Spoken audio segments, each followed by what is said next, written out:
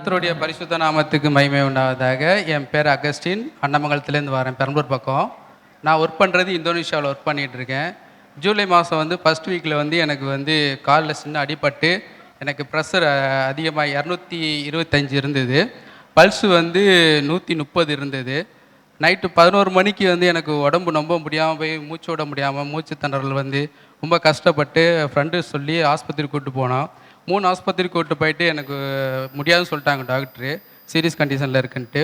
4ஆவது ஒரு ஹாஸ்பிட்டலில் போயிட்டு கையெழுத்துலாம் வாங்கிட்டு நாங்கள் ட்ரை பண்ணுறோன்னு சொல்லிட்டு தான் எனக்கு சிகிச்சை ஆரம்பித்தாங்க. சிகிச்சை ஆரம்பித்து எனக்கு ப்ரெஷர் கொஞ்சம் கொஞ்சமாக இறங்க ஆரம்பிச்சிது. ஐயாவோட மெசேஜ் டெய்லியும் நான் யூடியூப்பில் மட்டும்தான் நான் பார்ப்பேன். இந்தோனேஷியாவில் இருந்து முடியாத சூழ்நிலை போய் என்னை ஐயாவோட மெசேஜும் ஆண்டவோட கிருபை மட்டும்தான் என்னை அந்த இடத்துல என்னை பலப்படுத்தி இருக்குது. ஜீவனை கொடுத்த தேவனுக்கு நன்றி சொல்லிக்கிறேன், ஐயாவுக்கு நன்றி சொல்லிக்கிறேன். கர்த்தருடைய பரிசுத்த நாமத்திற்கு ஸ்தோத்திரம். என்னோட பேர் கேத்ரின், இவங்க என் ஃப்ரெண்டு தீபிகா. ஆக்சுவலாக அவங்களுக்கு லாஸ்ட்டு 3 மந்த்தாக ஜாப் இல்லாமல் இருந்துச்சு. அங்கிள்கிட்ட ஜூலை மந்த்து இவங்க ப்ரேயர் பண்ணிட்டு போனாங்க. அதுக்கப்புறம் ஆகஸ்ட்டில் பர்மனன்ட் ஜாப் இவங்களுக்கு கிடச்சிருச்சு. இப்போது அந்த 1 மந்த்து சேலரியை கொடுக்குறதா பொருத்தனை பண்ணியிருந்தாங்க, பெற்று வந்திருக்காங்க. கர்த்தருக்கு கோடான கொடி ஸ்தோத்திரம்.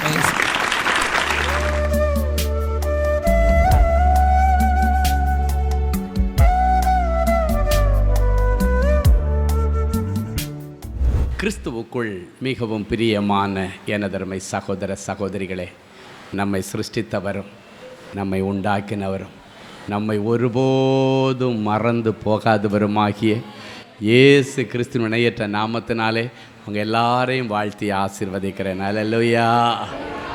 எல்லாரும் சந்தோஷமாக இருக்கீங்களா? என் வேதம் சொல்லுகிறது, வருத்தப்பட்டு பாரம் சுமக்கிற தேவ பிள்ளைகளே, நீங்கள் எல்லாம் என்கிட்ட வாங்க, நான் உங்களுக்கு இளைப்பாறுதல் தருவேன். ஆமென்.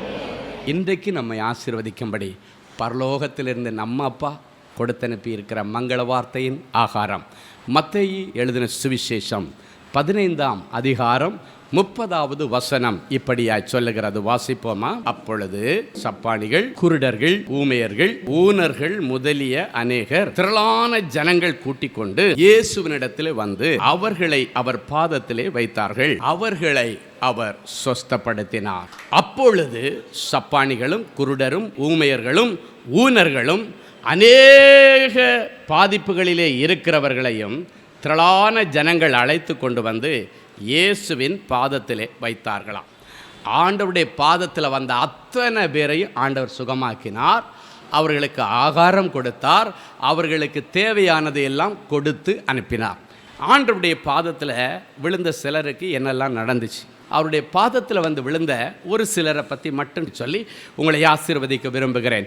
முதலாவது, ஆண்டவருடைய பாதத்திலே யவீரு என்கிற ஒரு ஜெப ஆலயத்தினுடைய தலைவன் தன்னுடைய மகளுக்காக ஆண்டவருடைய சன்னிதானத்தை தேடி, நீங்கள் எப்படி உட்கார்ந்துருக்கிறீங்களோ இதே போல் உட்கார்ந்து ஆண்டவர் பிரசங்கம் பண்ணி கொண்டிருந்த கலிலேயா கடற்கரை பக்கத்தில் ஊழியத்தில் இருந்த இடத்துல ஆண்டவர் ஊழியத்தை முடிக்கிறது வரைக்கும் பொறுமையாக இருந்து தன்னுடைய மகளுடைய பிரச்சனையை சொல்லி இயேசுவை வீட்டிற்கு அழைத்து கொண்டு போகிற ஒரு அனுபவம். மார்க் எழுதின சுவிசேஷம் 5ஆம் அதிகாரம் 22 முதல் 24 வரைக்கும் உள்ள வசனங்கள் இப்படியாய் சொல்லுகிறது. வாசிப்போமா? அப்பொழுது ஜெப ஆலய தலைவரில் ஒருவனாகிய யவீர் என்பவன் வந்து அவரை கண்டவுடனே அவர் பாதத்திலே விழுந்து, என்னுடைய மகள் மரண அவஸ்தைப்படுகிறாள், அவள் ஆரோக்கியம் அடையும்படிக்கு நீர் வந்து அவள் மேல் உமது கைகளை வையும், அப்பொழுது பிழைப்பாள் என்று அவரை மிகவும் அதிகமாய் வேண்டிக் கொண்டாள். அவர் அவனோடே கூட போனார். அவர் பாதத்திலே வந்து விழுந்து, என் குமாரத்தி மரண அவஸ்தைப்படுகிறாள் என்றார். 2000 வருஷங்களுக்கு முன்பாக கலிலேயா கடலோரத்தில் ஒரு இடத்துல ஆண்டவர் ஊழியம் செய்து கொண்டிருந்தார். அப்பொழுது இந்த யவீரு என்கிற ஜெப ஆலய தலைவன் தன்னுடைய மகளுக்காக அலறி அடிச்சுட்டு வரான். தன்னுடைய மகள் மரண அவஸ்தைப்பட்டு மரணத்தில் விளிம்பில் கிடக்கிறார். அப்படின்னா இப்போவோ எப்போவோன்னு சொல்லுவாங்க இல்லை, எப்போ வேணாலும் அவளுக்கு மரணம் வரலாம் என்கிற வெரி சீரியஸ் கண்டிஷனில் அவர் எவ்வளோ முயற்சி எடுத்து பார்த்துருப்பார். ஒன்றுலேயும் பிரயோஜனம் இல்லாத நிலைமையில் கடைசியாக ஒரே வழி இயேசுநாதர் தான். அவர் எங்கே இருந்தாலும் இன்றைக்கி அவரை தேடி பிடிச்சி என் பிள்ளைக்காக வீட்டுக்கு கூட்டுட்டு வந்து அவர் பாதத்தில் விழுந்து கெஞ்சியாவது அவரை பிடிச்சிட்டு வீட்டுக்கு வந்துட்டேன்னா என் பிள்ளை பிழைச்சிருவா. அது யாருடைய விசுவாசம்? யவீருடைய விசுவாசம். என்ன வந்தாலும் சரி, இன்றைக்கி ஆண்டவரை மட்டும் நான் கண்டுபிடிச்சிட்டேன்னா என் பிள்ளை பிழைச்சிட்டான்னு அர்த்தம். நம்பிக்கையோடு வந்தான். வந்து மீட்டிங் நடந்துகிட்ருக்கு. ஒவ்வொரு நிமிஷம் மீட்டிங் முடியும் போது அவனுக்கு என்ன இருக்கும், நடக்க நடக்க நடக்க என்ன இருக்கும், ஐயோ எந்த நேரம் அங்கே ஆகிடுமோ, சீக்கிரம் முடிச்சிட மாட்டாரா, சீக்கிரம் முடிச்சிட்டாரா. அப்போ பாருங்கள், அவருக்கு இருதயத்தில் ஒருவேளை இன்னும் கூட்டம் முடிச்சிட்டாருன்னா அதுக்குள்ளால என் மகளுக்கு எதுவும் ஆயிரமோன்னு ஒரு பயம் பக்கு பக்குன்னு இருக்க தானே செய்யும். ஆமேன். அப்போ அவர் யோசிச்சுட்டே இருக்கார். டக்குன்னு மீட்டிங் முடிஞ்சதான் உண்டு, உடனே இயேசுநாதர்கிட்ட போய் டமால்னு விழுந்துட்டார். இன்றைக்கி நம்ம எல்லாம் இயேசாமியோடைய பாதியில் டமால்னு விழுந்துடணும். ஆண்டவரை என்ன பண்ணீங்களோ தெரியாது. நீங்கள் தலையிட்டால் தான் இந்த கேஸுக்கு பிரச்சனைக்கு விடிவு காலம் வரும். நீங்கள் தலையிட்டால் தான் இந்த கடனுக்கு ஒரு விடிவு காலம் வரும். நீங்கள் தலையிட்டால் தான் இந்த வியாதிக்கு விடிவு காலம் வரும். ஆண்டவர்கிட்ட டமால்னு விழுந்துட்டார். பாதத்தில் விழுந்து அப்படின்னா சரண்டர் ஆகிட்டார். வேறு வழியே இல்லை, உங்களை விட்டால் எனக்கு வழி இல்லை, இதுதான் ஒரே வழி, எனக்கு ஒரே சோர்ஸ் நீங்கள் தான் அப்படின்னு ஒன்று கேட்குறாரு. என்னப்பா பிரச்சனை? என் பிள்ளை மரணத்தின் விளிம்பில் கிடக்கிறா, தயவு செய்து வந்து நீங்கள் உங்கள் கை மட்டும் வச்சா போதும். அவர் சொல்கிறா, உங்கள் கை என் பிள்ளைக்கு மேலே பட்டா போதும், என் பிள்ளை சுகமாவா, நான் அதை நம்புகிறேன் அப்படின்னா இயேசுவாமியுடைய கையில் இருக்கிற அந்த பவர் எவ்வளவு இருக்குன்றது அவர் அறிந்து வைத்திருக்கிறார். நீங்கள் வந்து அவன் மேலே கை மட்டும் வச்சா போதும் அப்படின்னு சொல்கிறார். சரி, இயேசுநாதர் தான் ரொம்ப வீக் பார்ட்டி. எதில்? கண்ணீர் விட்டு யாராவது காலில் விழுந்துட்டாருன்னா அதுதான் அவருக்கு வீக்னஸ். ஆமே, இயேசுவாமிக்கு வீக்னஸ் என்னன்னு சொல்லித்தர்றேன். நீ பாதத்தில் விழுந்து ஆண்டவரே எனக்கு வேறு வழி இல்லைப்பான்னு சொன்னால் மடமடன் கண்ணீர் ஊற்றும். ஆமீன். வேதத்தில் பார்க்குறோம், மரியாள் வந்து பாதத்தில் விழுந்து அழுதாளாம். ஆண்டவரே நீங்கள் இங்கே இருந்திருந்தா என் சகோதரி செத்துருக்க மாட்டேன், ஆண்டவரே நீங்கள் இல்லாத நேரம் பார்த்து என்னுடைய சகோதரி செத்து போயிட்டான் அப்படின்னு அழுத உடனே அதை பார்த்து இயேசு மடமடமடன்னு அழுதாராம். அதுதான் நம்முடைய ஆண்டவர். அல்லேலூயா. அப்போ அதுதான் அவருடைய வீக் பாயிண்ட்னு அர்த்தம். அப்போ ஆண்டவருடைய பாதத்தில் விழுந்த உடனடியாக ஆண்டவர் சரி வரப்பா அப்படின்னு கிளம்பி போயிட்டார்.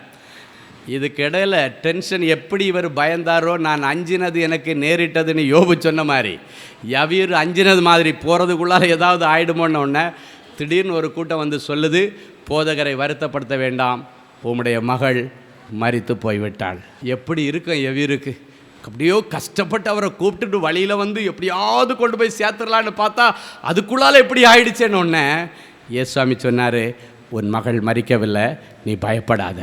இன்னும் இயேசு உங்களை பார்த்து சொல்கிறாரு, உன் பிள்ளை மறிக்க நான் விட மாட்டேன், உன் பிள்ளையை அழிஞ்சு போக நான் விட மாட்டேன், உன் பிள்ளை கெட்டு போக நான் விட மாட்டேன். உன் பிள்ளை அழிஞ்சிட்டான்னு நீ நினைக்கிற, உன் பிள்ளை கெட்டு போயிட்டான்னு நினைக்கிற, உன் மகள் வாழ மாட்டான்னு நீ நினைக்கிற, அவளை வாழ வைப்பேன் என்று ஆண்டவர் சொல்லுகிறார். குழந்தை செத்து போயாச்சு, ஆனால் அதுக்கப்புறம் கூட ஆண்டவர் கவலைப்படாத, நான் வாரேன்.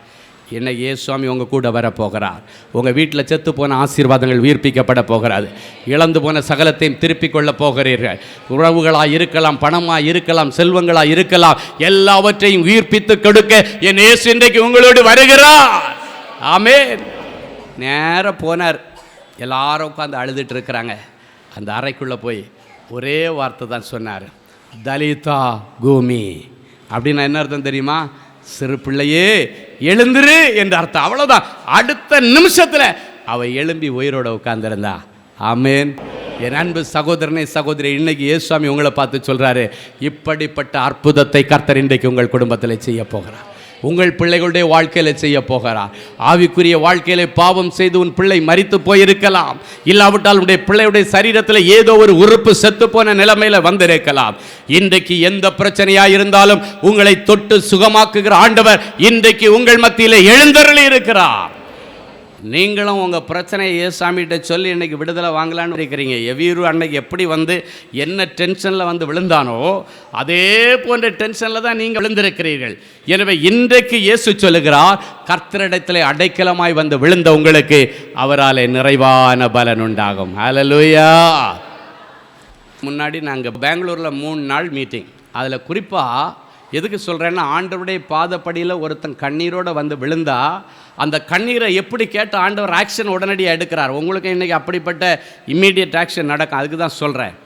செய்தி நேரத்தில் வெள்ளிக்கிழமை ஆண்டவர் சொல்கிறார், இந்த கூட்டத்தில் ஒரு சகோதரன் இருக்கிறார், தன்னுடைய தகப்பனார் மனநிலை பாதிக்கப்பட்ட நிலைமையில் வீட்டை விட்டு போய் பல நாள் ஆயிடுச்சு. அவர் புத்தி சுவாதீனம் இல்லாமல் இருக்கிறதுனால அவருடைய வீடு எங்கே, அட்ரஸ் என்ன, யார் பிள்ளை, யார் மக, எங்கே கொண்டு போய் விடணும்னு சொல்ல தெரியாது, புத்தி சுவாதீனம் இல்லாதவங்களுக்கு. ஹல்லேலூயா. அப்போ புத்தி பேதலித்த நிலைமையில் வீட்டை விட்டு அவரை எப்போ வீட்டில் லாக் பண்ணி தான் வச்சுருப்பாங்களாம்.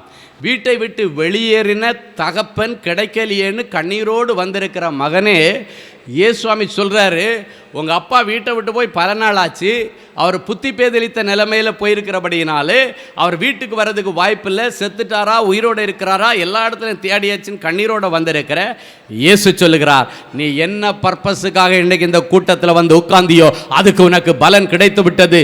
நீ திரும்பி போகும் பொழுது உன்னுடைய தகப்பனார் புத்தி தெளிந்து உன் அட்ரஸை சொல்லி உன் வீட்டில் வந்து சேர்றதுக்கு ஆண்டவர் அனுக்கிரகம் பண்ணுவார். 8 வருஷமாக அவர் புத்தி சுவாதீனம் இல்லாமல், அதனால் அவரை வெளியே விடுறதில்ல, வீட்டுக்குள்ளே வச்சுருக்கிறாங்க. அப்படி சொல்லிவிட்டு அப்போ அவர் என்ன நினச்சிருக்கிறார், சரி உண்மையில் எங்கள் அப்பா வந்துட்டாருன்னா அதுக்கப்புறம் அண்ணனை பார்த்து சாட்சி சொல்லிக்கலான்னு சொல்லி மீட்டிங் முடிஞ்சதுக்கப்புறம் என்ன பார்க்கவே இல்லை, எல்லோரும் கலைஞ்சு போயிட்டாங்க. திங்கக்கிழமை நமக்கு பெங்களூர் பட்டணத்தில் நமக்கு தேவனின் அன்பு ஊழியத்திற்காக ஒரு கிளை அலுவலகம் வந்து தொடங்கப்பட்டது. அப்போ அந்த ஜபகோபுரத்தை திறந்து வைக்க வந்திருக்கிற இடத்துல அந்த தம்பி ஓடி வரார். யார்? அவங்க அப்பா காணாமல் போயிட்டார்ல. அவர் வந்து சொன்ன காரியம் ஒரு பெரிய ஆச்சரியம். அவர் வந்து சொல்கிறாரு, அங்கிள் எங்களால் நம்ப முடியலை, இவங்க அப்பா காணாமல் போனது காஞ்சிபுரத்தில், அவங்க அப்பா ஊர் வந்து காஞ்சிபுரம், இவர் தான் பெங்களூரில் இருக்கார்.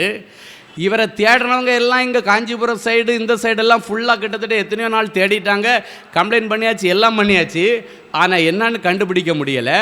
ஆனால் அவர் அன்றைக்கி மீட்டிங்கில் வந்து எங்கள் அப்பாவுக்கு என்ன ஆச்சோ தெரியலையே, ஆண்டவருடைய பாதப்படியில் வந்து பின்னால் உட்காந்து அழுறாரு, எப்படியாவது எங்கள் அப்பா கிடச்சிடணுமே, அவருக்கு எந்த அட்ரஸ்ன்னு சொல்ல தெரியாது, எப்படியாவது அவர் சாகிறதுக்கு முன்னாடி எங்கள் வீட்டில் வந்துடணுமேன்னு சொல்லி அழுதுட்டு இருக்காரு.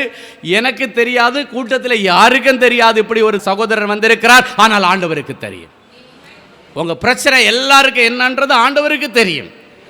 அந்த சகோதரர் வந்து சொன்னார், இவர் எங்கள் மீட்டிங் முடிச்சுட்டு வீட்டுக்கு போகும்போது ஒரு சர்ச்சிலேருந்து ஒரு ஃபாதர் ஃபோன் பண்ணுறாராம், எங்கள் பெங்களூரில், அவங்க அப்பா காணாமல் போனது காஞ்சிபுரத்தில், எப்போ ஒரு பெரியவர் எங்கள் சர்ச்சு பக்கத்தில் வந்து உட்காந்துருக்கிறாரு, நீங்கள் யாருன்னு கேட்டாச்சுன்னா அவர் எந்த ஊரில் நான் உட்காந்துருக்கேன்னு என்னையே கேட்குறாரு. நான் சொன்னேன், இது நீங்கள் இருக்கிறது பெங்களூர்னு. பெங்களூரா? பெங்களூர்னா என் பையன் இங்கே தான் இருக்கான். அப்படின்னா அவர் பெங்களூருக்கு வந்ததே அவருக்கு தெரியாது. எப்படி பெங்களூருக்கு வந்தார், எப்படி பஸ் ஏறினா ஒன்றும் தெரியாது, அது வரைக்கும் ஒன்றும் தெரியாது. நான் இப்போ இருக்கிறது பெங்களூர்னா, பெங்களூரில் என் மகன் இருக்கிறான், அவனுடைய பேர் இது, அவனுடைய ஃபோன் நம்பர் இது, 8 வருஷத்துக்கு முன்னால் மெமரியில் ஏறின ஃபோன் நம்பரை ஒரு நம்பர் தப்பாமல் சொல்லி அந்த இடத்தை கண்டுபிடிக்க கர்த்தர் உதவி செய்தார். ஹல்லேலூயா. ஃபாதர் அடித்து கேட்குறாரு, உங்கள் பேர் இதுதானே? ஆமாம் நீ தான். உங்கள் அப்பா பேர் என்ன? என்ன பேர்? அவர் எங்கே இருக்கிறார்? அவர் காணாத போய் கொஞ்சம் நாள் ஆகி போச்சு. அவர் எங்கேயும் இல்லை, பெங்களூரில் எங்கள் சர்ச்சு வாசலில் உட்காந்துருக்கிறார், நீ ஓடி வாடினாராங்க. ஹல்லேலூயா. என் அன்பு சகோதரனே சகோதரியே, நீங்கள் வந்திருக்கிற மனவேதனை உடைய பிரச்சனை எல்லாம் ஆண்டவருக்கு தெரியும். சிலர் நீங்கள் வெளியே சொல்ல முடியாது, அதனால் மனசுக்குள்ளேயே வச்சுட்டு, ஆண்டவரே என் மனசில் என்ன வேதனையோடு வந்திருக்கிறேன்னு உங்களுக்கு நல்லா தெரியும், என்னை நீங்கள் சொல்லலாம். அன்றைக்கு எவீருடைய பிரச்சனை, தன்னுடைய பிள்ளை விடுதலாகணும், தன்னுடைய பிள்ளை உயிரோடு பிழைக்கணும், தன்னுடைய பிள்ளைக்கு மறுவாழ்வு வேணும் அப்படின்றது அவருடைய பிரச்சனை. இயேசுவாமியோட பாதத்தில் வந்தார். இயேசுவாமிகிட்ட விழுந்து, ஆண்டவரே நீங்கள் தலையிடுங்க, என் பிள்ளையுடைய விஷயத்தில் நீங்கள் தலையிடுங்க, நீங்கள் வாங்க, வந்தால் என் பிள்ளைக்கு ஒரு விடிவு காலம் பிறக்கும். எனக்கு நிறைய பேர் பிள்ளைகளை குறித்து கவலைப்பட்டு இருக்கிறீர்கள். இன்னைக்கு நிறைய பேருடைய இருதயத்தில் பிள்ளைக்கு லைஃப் இன்னும் செட்டில் ஆகலையே, பிள்ளைக்கு இன்னும் வேலை கிடைக்கலையே, பிள்ளைக்கு இன்னும் கல்யாணம் நடக்கலையே, பிள்ளைக்கு இன்னும் விசா வரலையே, பிள்ளைக்கு இன்னும் சுகம் கிடைக்கலையே அப்படின்னு ஏங்கி உங்கள் பிள்ளைகளுக்காக நீர் வேதனையோடு வரைக்கிறீர்கள். எப்படி எவீருடைய பிள்ளைக்கு ஆண்டவர் இரக்கம் செய்து எவீரு என்கிற தகப்பனுடைய கண்ணீரை துடைத்தாரோ அதே போல் உங்கள் பிள்ளைகளுடைய விஷயங்கள் கர்த்தருடைய பர்வதத்தில் பார்த்து கொள்ளப்படும். என்னுடைய நாமம் யெகோவா ஈரே. பிள்ளைக்கு மனநிலை சரியில்லையா? பார்த்து கொள்ளப்படும். பிள்ளைக்கு இன்னும் காது கேட்கலையா? பார்த்து கொள்ளப்படும். 3 வயசாச்சு, பிள்ளை இன்னும் பேசலையா? கவலைப்படாத, இன்னைக்கு பிள்ளை நல்லா பேசுவான், நல்லா பேசுவான். 5 வயசாச்சு, பிள்ளை நடக்கலையா? எல்லாரும் பிள்ளையை பார்த்து கிண்டல் பண்ணுறாங்க, அவன் காலில் பலன் இல்லையா? கர்த்தருடைய பர்வதத்தில் பார்த்து கொள்ளப்படும். இன்றைக்கி உங்கள் பிள்ளை துள்ளி குதித்து நடக்கிறத அந்நிய கண்களல்ல, உங்களுடைய சொந்த கண்கள் காணும். ஹல்லேலூயா. ஆண்டவரே, எனக்கு அதே பிரச்சனை, முட்டி பிரச்சனை, இடுப்பு பிரச்சனை, கழுத்து பிரச்சனை, நடக்க முடியலை, வேலை செய்ய முடியலை, வண்டி ஓட்ட முடியலை, என்னால் எந்த காரியத்தை செய்ய முடியலை ஆண்டவரேன்னு கண்ணீரோடு வந்திருக்கிறீர்களா? என் இயேசு சொல்லுகிறார், நீ என்ன பிரச்சனையோடு வந்திருந்தாலும் அந்த பிரச்சனை கர்த்தருடைய பர்வதத்திலே பார்த்து கொள்ளப்படும். பிள்ளைங்க பாஸ் ஆகிடுவாங்களா இல்லையான்னு எனக்கு பயமாக இருக்க. கவலைப்படாதீங்க. எவையொரு பிள்ளைக்காக தான் இயேசு இடத்திலே வந்தார். பிள்ளையுடைய காரியம் பார்த்து கொள்ளப்பட்டது, பிள்ளைக்கு ஜீவன் கிடைத்தது. உன் பிள்ளை படித்து பாஸாக ஆண்டவர் உதவி செய்வார். நீங்கள் நினைக்கலாம் பிள்ளை ஃபெயில் ஆகிட்டானுன்னா அது என்னால் தாங்க முடியாது, அவமானம் வந்துடுமோ. இயேசுவாமிகிட்ட வந்தால் அவமானம் வராது. ஆமென். அதற்காக தான் அவர் அவமானத்தை ஏற்றுக்கொண்டார். சிலுவையில் போகிறவர்கள் வருகிறவர்கள் எல்லாம் தலையை ஆட்டி ஆட்டி பேசினாங்க, நீர் தெய்வமாயிருந்தால் இப்போ எங்களுக்கு முன்னாலே கீழே இறங்கும். அவமானப்படுத்தினார்கள், காரிமுகத்திலே துப்பினார்கள், எல்லாவற்றையும் சகித்து கொண்டார். எதுக்கு தெரியுமா? உன் பிள்ளைங்க அவமானப்படக்கூடாது. பிள்ளைகள் நிமித்தம் அவமானம் இன்றைக்கு வரைக்கும் வந்திருந்தாலும் அந்த அவமானங்களை மாற்றுகிற என் இயேசு இன்றைக்கு உங்களுக்காக வந்திருக்கிறார். அல்லேலூயா. நிறைய பெற்றோர்கள் ஒருவேளை ஊரில் இருப்பாங்க, நீங்கள் இங்கே இருக்கலாம், படிக்க வந்திருக்கலாம், வேலைக்கு வந்திருக்கலாம், ஏதோ ஒரு சிச்சுவேஷனில் நீங்கள் இங்கே இருக்கலாம். ஆனால் அங்கே உங்கள் அப்பா அம்மாவுக்கு நிம்மதியாக தூக்கம் வராது. ஆண்டவரே, என் பிள்ளை பட்டணத்தில் இருக்கிறா, என் பிள்ளைக்கு இந்த பிரச்சனை இருக்குது, என் பையனுக்கு இந்த பிரச்சனை, என் பொண்ணுக்கு இந்த பிரச்சனை, வெளியூரில் வேலைக்கு போயிருக்கிறார், என்னுடைய புருஷனுக்கு இந்த பிரச்சனை. அந்த பிரச்சனைகளை சொல்லி அவங்க அழுதுகிட்டே இருப்பாங்க. அவங்க ஆள ஆள ஆள ஆண்டவருடைய சன்னிதானத்தில் இந்த கிருபை இறங்கும். அந்த கிருபையை பேஸ் பண்ணி இன்றைக்கு எத்தனை பிள்ளைகள் எவ்வளவு பெரிய பிரச்சனையில் வந்திருந்தாலும் சரி, உங்களுடைய பிரச்சனைகள் எல்லாம் கர்த்தருடைய பர்வதத்திலே பார்த்து கொள்ளப்படும். ஆமென். சில பிள்ளைகளுடைய குடும்பத்தில் கல்யாணம் ஆகி 15 வருஷம் 18 வருஷம் 20 வருஷம் குழந்தை இல்லாமல் இருக்கும். இது தாத்தா பாட்டிக்கு ஒரு பெரிய வேதனை. அப்படின்னா அவங்க அப்பா அம்மாவுக்கு, பிள்ளைகளுடைய அப்பா அம்மாவுக்கு ஒரு பெரிய வேதனை. அதனால் இப்போ எல்லாம் பார்த்திங்கன்னா மகள்மார்கள் மகன்மார்கள், ஆண்டவரே என்னுடைய மனைவிக்கு இத்தனை வருஷமாக குழந்தை இல்லைன்னு வர்றவங்களை காட்டிலும் என் பிள்ளைகளுக்கு குழந்தை இல்லைன்னு வர்ற பெற்றோர்கள் அதிகமாக இருக்கிறாங்க எனக்கு. அப்படின்னா என்ன தெரியுமா? அவங்களுக்கு பாட்டி ஆகணுன்னு ரொம்ப ஆசை இருக்கும், தாத்தா ஆகணுன்னு ரொம்ப ஆசை இருக்கும். பாப்பா கல்யாணம் ஆகி அடுத்த மாதமே பேச ஆரம்பிச்சுருவாங்க. என்ன மக்களே, ஏதாவது நல்ல செய்தி உண்டா? இல்லைம்மா சொல்கிறேன். ஒரு வருஷம் வரைக்கும் சமாளிப்பாங்க. 2வது வருஷம் ஆனால் அவங்களால தாங்க முடியாது. அவங்களுக்கே தெரியாமல் ஜெபிக்க வருவாங்க. வந்து சொல்லுவாங்க, ஐயா என் மகளை நான் கூப்பிட்டு பார்த்தேன், அவள் இருக்கட்டுமா, 2 வருஷம் கழித்து கூட கிடைக்கட்டும், பரவாயில்லை, இப்போ எல்லாம் போக வேண்டான்னு சொல்லுவா. ஆனால் என்னால் இருக்க முடியலையா, ஒருவேளை இப்படியே பிள்ளைங்க இருந்து அதனால் அவங்களுக்கு எதாவது கஷ்டம் வந்துடக்கூடாது, என் பிள்ளைகளுக்காக நான் வந்திருக்கிறேன், எப்படியாவது என் பிள்ளைக்கு கற்பம் திறக்கணும்ப்பா அப்படின்னு வருவாங்க. அநேக நேரத்தில் ஆண்டவர் சொல்லுவார், உன் மகளுக்காக இல்லைன்னாலும் உனக்காக உன் மகளுடைய கற்பத்தை திறப்பேன். உன் மக ஒருவேளை மனம் ஏட்டி மேலே இருக்கலாம், உன்னுடைய மருமகன் அதை ஒரு சாதாரணமாக எடுத்திருக்கலாம், ஆனால் நீ எங்கிற பார்த்தியா, உன்னுடைய ஏக்கத்துக்காக உனக்காக நான் கற்பத்தை திறப்பேன். அல்லேலூயா. எவ்வளவோ அற்புதங்கள். ஏன்னா ஒரு தாயினுடைய ஒரு தகப்பனுடைய இருதயத்தின் வேதனை இயேசுக்கு நல்லா தெரியும். இயேசுநாதர் மாதிரி தாய்மார்களுடைய இருதயத்தை புரிந்திருக்கிறவர் ஒருவனும் இருக்க முடியாது. ஏன்னா தன்னுடைய கண்ணெதிரிலே சிலுவையில் தொங்கிக் கொண்டிருக்கும் பொழுது தன்னுடைய எல்லா சொந்த பந்தங்களும் ஓடிவிட்டார்கள், அவருடைய எல்லா சீடர்கள் ஓடிவிட்டார்கள், ஒரே ஒருத்தர் தான் நிற்கிறாரு. அவரிடத்தில் அற்புதங்கள் வாங்கல, எல்லாரும் ஓடிட்டாங்க. எருசலேமில் உள்ள சில ஸ்திரீகள் என்று சொல்லப்பட்டிருக்கு. சிலரும் அது பக்கத்தில் மகதலேனா மரியாள் எந்த இடத்துல இயேசு விட்டுட்டு ஓடலை. ஏன்னா ஆண்டவரால் அற்புதமான விடுதலை பெற்றவள். இயேசுவின் தாயாகிய மரியாள் அந்த சிலுவையின் அருகே நின்றார்களாம். அப்போது யோசித்து பாருங்கள், இயேசுநாதர் பிறந்தவுடன் அவளுடைய இருதயத்தில் எவ்வளோ பெரிய சந்தோஷம். என்னுடைய இருதயம் கர்த்தரை போற்றி புகழ்கிறது என்று சொன்னவள். அப்போ ஒரு பட்டயம் அவளுடைய இருதயத்தை ஊடுருவி போகும் என்று சொன்ன தீர்க்க தரிசனம் நிறைவேறி பட்டயம் ஊடுருவி போன மாதிரி தான். அவள் சிலுவையின் அடிவாரத்தில் நிற்கும் பொழுது ஒரு பட்டயம் அவளுடைய இருதயத்தை ஊடுருவி போனால் எப்படி துடிப்பாளோ அதே போல் கண்ணு முன்னால் தன்னுடைய பிள்ளை 33.5 வயசு ஒரு வாலிப பிள்ளை தன்னுடைய கண்களுக்கு முன்னால் சிலுவையில் தொங்கி எனக்கு தாகமாக இருக்குது, தண்ணி கொடுங்கன்னு கேட்டா. கீழே ஒரு தாயால் எப்படி அதை பார்த்து கொண்டு இருக்க முடியும்? ஆண்டவரே ஆண்டவரே ஏன் என்னை கைவிட்டீர் என்று சொல்லும் பொழுது எந்த ஒரு தாயால் அதை கேட்டுக்கொண்டு நிற்க முடியும்? மன வேதனை வியாகுலத்தில் அந்த தாய் நிற்கும் பொழுது அவர் சிலுவையிலேருந்து பார்க்குறாரு. எங்கள் அம்மாவுக்கு 30 வயசு வரைக்கும் என்னால் முடிஞ்ச உதவியை செய்தேன், 3 வருஷம் ஜனங்களுக்கு செய்தேன். இப்போ என்னுடைய ஜீவன் ஆண்டவருக்குள்ளால் இளைப்பாரி நான் உயிர்த்தெழுந்து பரலோகத்திற்கு எழுந்தருளி போனாலும் உலக பிரகாரமாக என்னுடைய தாய்க்கு முன்னால் என்னுடைய வாழ்க்கை முடிய போகிறது இன்னும் சில நிமிடங்கள். அதுக்குள்ளால் எங்கள் அம்மாவுடைய கண்ணீரை எப்படியாவது ஆற்றணுமேன்னு சொல்லி ஒரு ஆல்டர்னேட்டிவ் தேடினவர் நம்முடைய ஆண்டவர். அப்படியே பார்க்குறாரு, அவங்க அம்மாவுக்கு ஏதாவது ஆறுதல் சொல்லணுமே அப்படின்னு பார்க்கும்போது பக்கத்தில் தான் மிகவும் நேசித்த யோவான் சீடன் நிற்கிறான். அப்போ தாயை பார்த்து, அம்மா நீ கவலைப்படாதம்மா, என்னை ரொம்ப நேசித்த எனக்கு பிரியமான என்னுடைய நேச மார்பில் இருந்த என் இருதயத்திற்கு ஏற்ற சீடன் உங்கள் பக்கத்திலே நிற்கிறான்.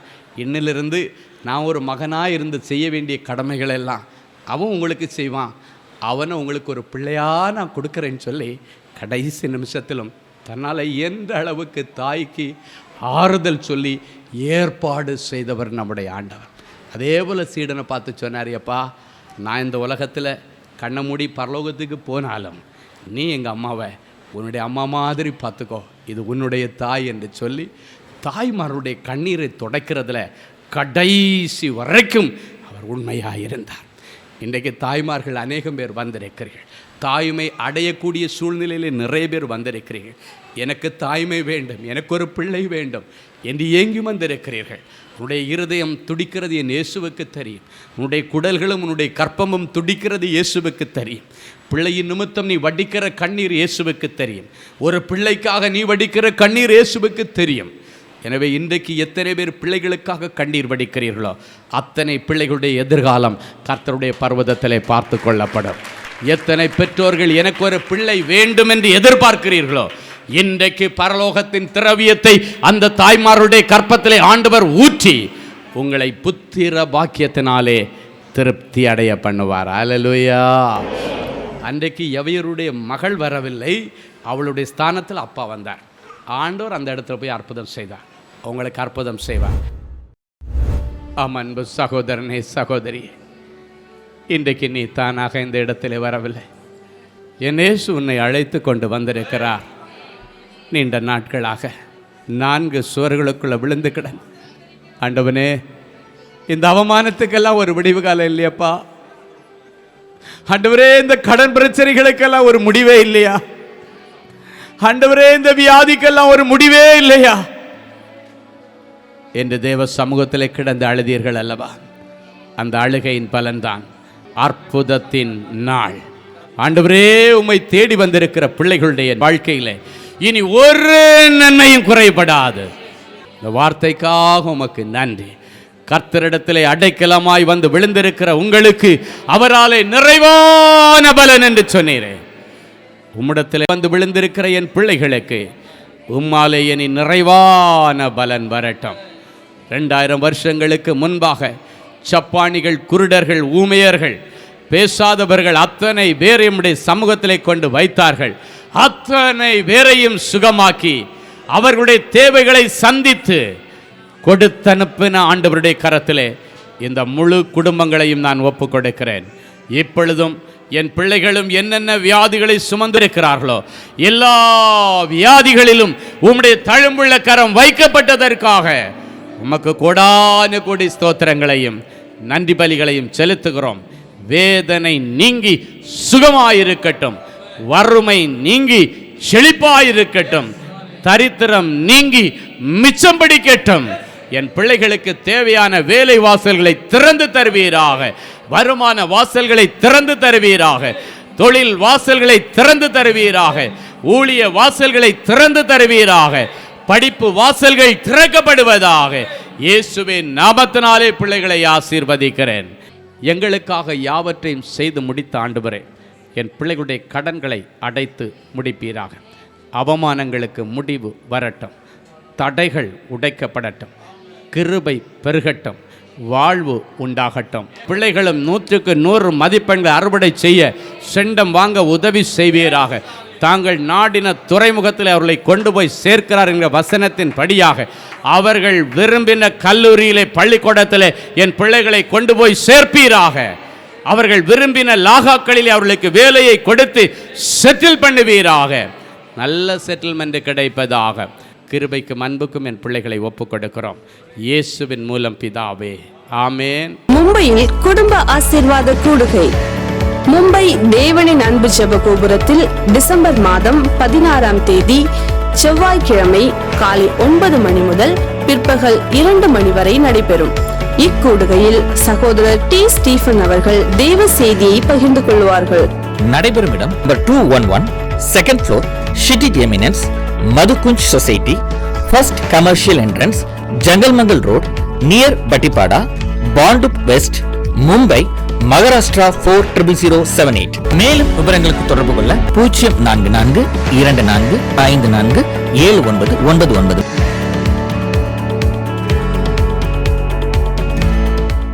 அன்பு தேவனுடைய பிள்ளைகளே, இந்நிகழ்ச்சியின் மூலம் நீங்கள் பெற்றுக்கொண்ட ஆசீர்வாதங்களையும் உங்கள் ஜெப விண்ணப்பங்களையும் அனுப்ப வேண்டிய முகவரி தேவனின் அன்பு ஊழியங்கள், Vinayak avenue, OMR road, Okkiyam, Thoraipakkam, Chennai 600097. மேலும் 24 மணி நேர ஜெப உதவிக்கு 044 24547999 மற்றும் 9941150999 என்ற எண்களுக்கு தொடர்பு கொள்ளுங்கள்.